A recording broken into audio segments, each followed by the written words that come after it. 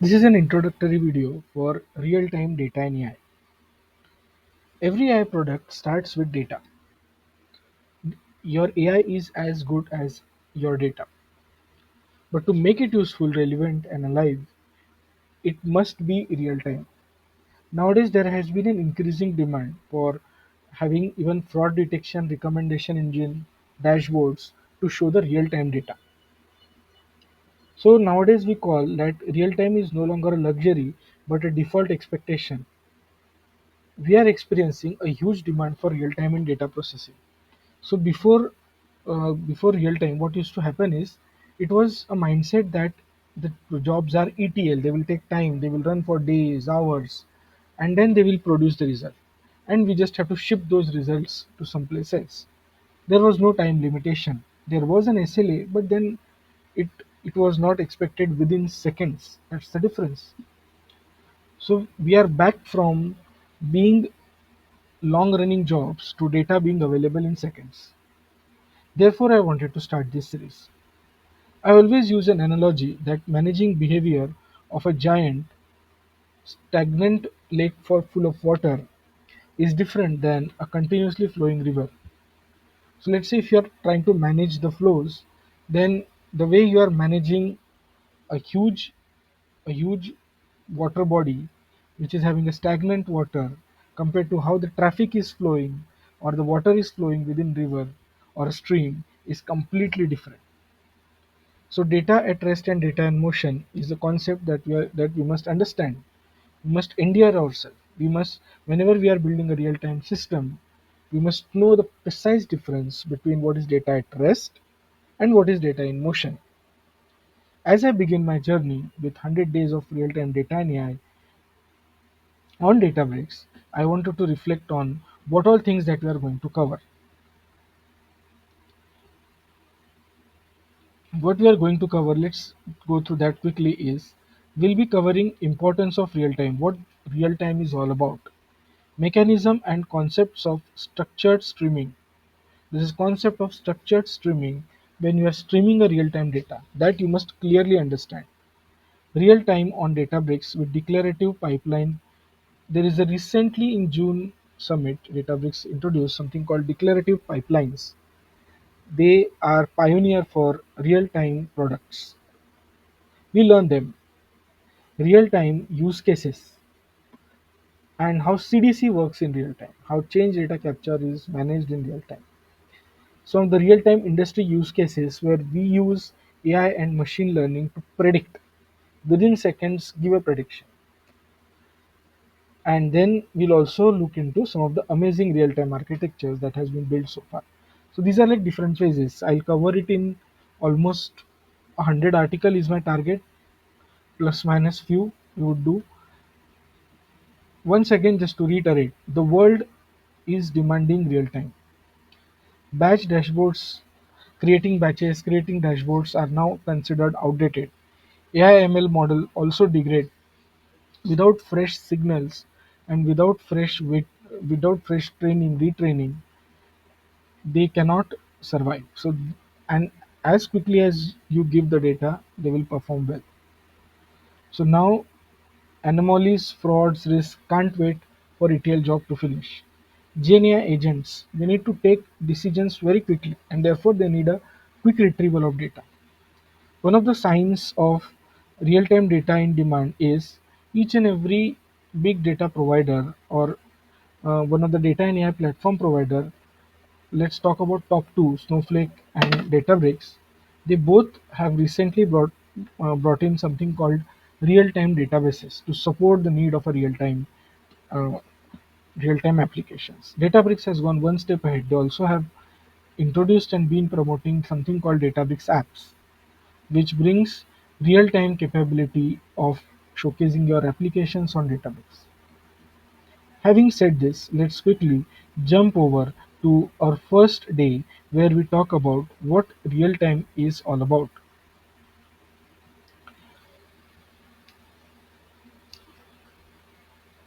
Real time is often thrown around just as a buzzword. We want real time dashboard. Our system should be real time. But in practice, we have seen that speed alone is not the factor. It's about whether your data is delivered and processed and acted in time. Sometimes we just talk about, okay, let's increase the speed of data. We get the data in 4 hours, let's bring it in 10 minutes, let's bring it in 2 minutes, let's bring it in 1 minute. But that's not the case. Real time is all about whether you are able to capture the data, where you are able to rightly capture the data, whether you are able to take a decision on top of it, and then also push that decision to a right person. So this is very important. Let us understand what real time really mean with example. Let's take few examples. A recommendation show up while the user is still on the page. A fraud alert is triggered before the transaction is completing. So instead of just analyzing the transaction and marking the fraudulent transaction, we are now expecting the fraud alert to be triggered right away the transaction is happening, and maybe even giving it a power to stop that transaction right away. A language model retrieves fresh context from last 30 seconds. So nowadays people are building something called LLM apps. They need a context within seconds so that they could take a right decision. So bringing that is all the use cases of real time is. Just we uh, heard a concept of data at rest and data in motion. What is data at rest? Data at rest is they store the files, tables, databases, or warehouses, data marts. These words you must have heard.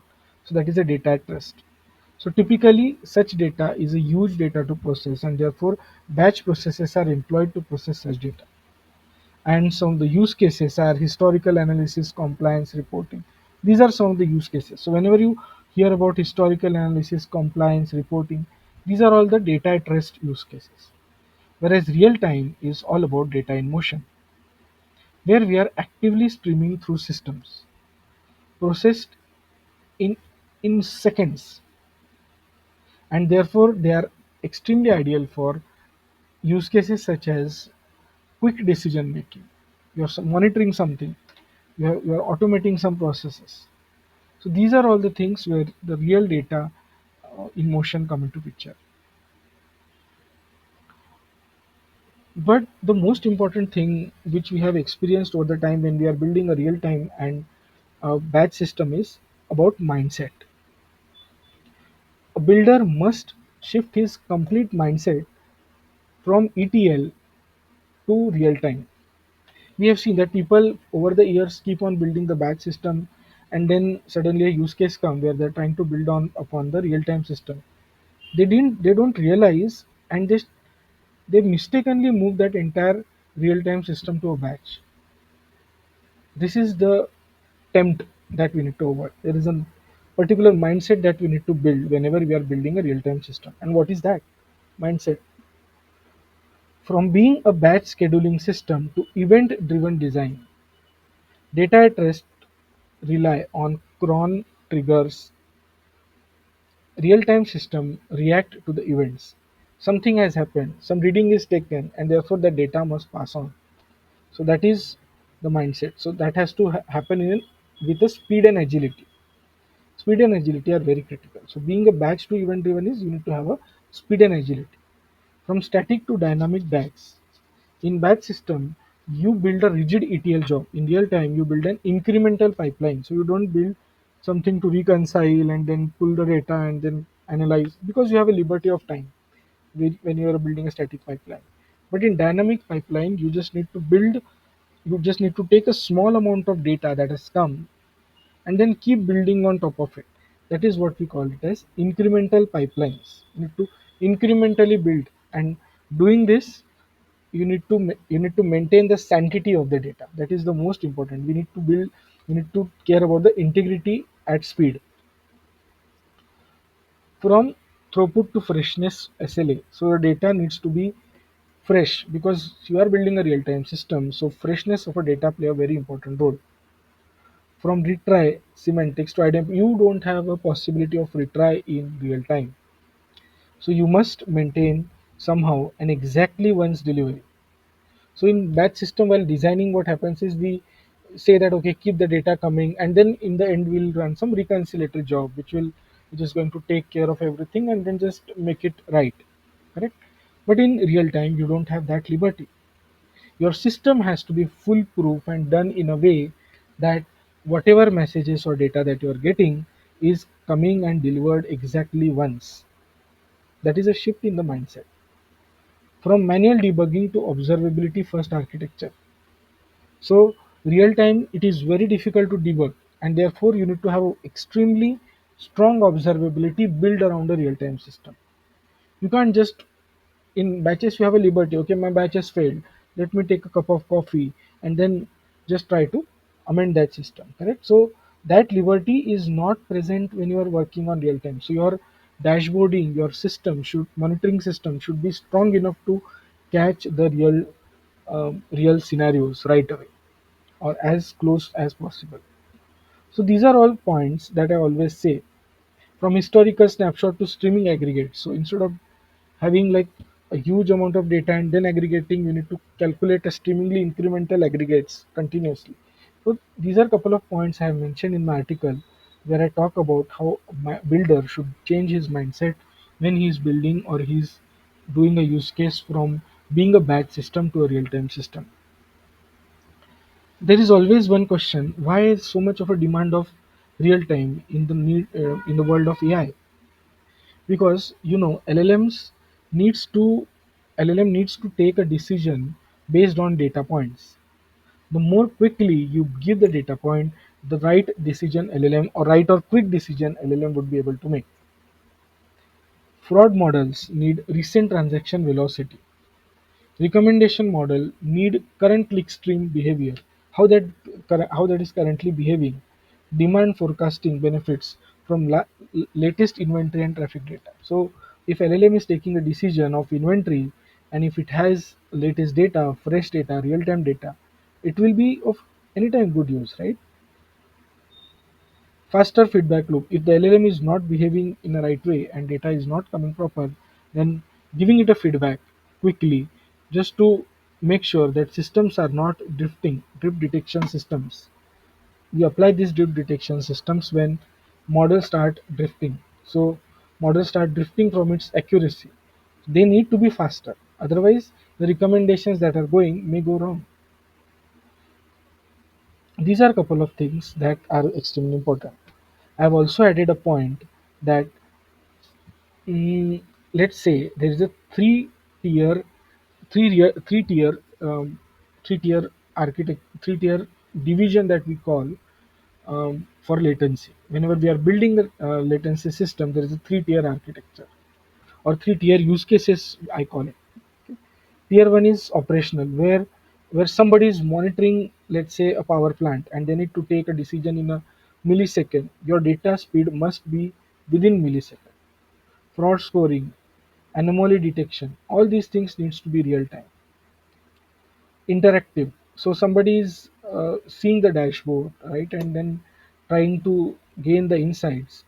Those are interactive systems. Somebody clicks on it, and then that person's attention span can be from 1 to 10 second, and therefore that kind of speed is accommodating.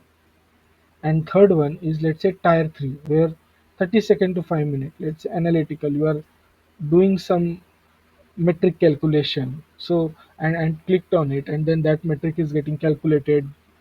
The business user has some patience to wait until 5 minutes so that he get the accurate data over like speed.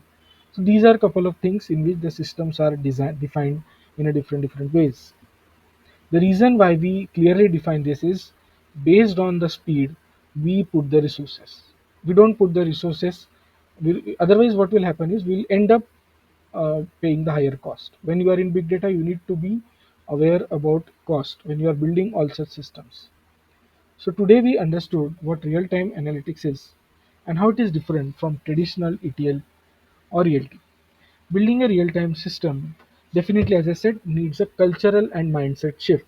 So this is just first article on the similar lines. I'll be writing, as I said, around 100 articles on this topic, which will include right from concepts to what Databricks data engineering is all about, and then how to build real-time system on Databricks, and some of the industry real-time use cases on Databricks. You can also subscribe to my page where I keep posting these articles, but you can also subscribe to YouTube where I'll be giving, this is my page actually, the Brick Learning. You can subscribe to this page, you can subscribe to this channel, and I'll keep posting these videos and articles, and will try to put in my perspective of um, what real-time data analytics is all about. Thank you guys. Thanks.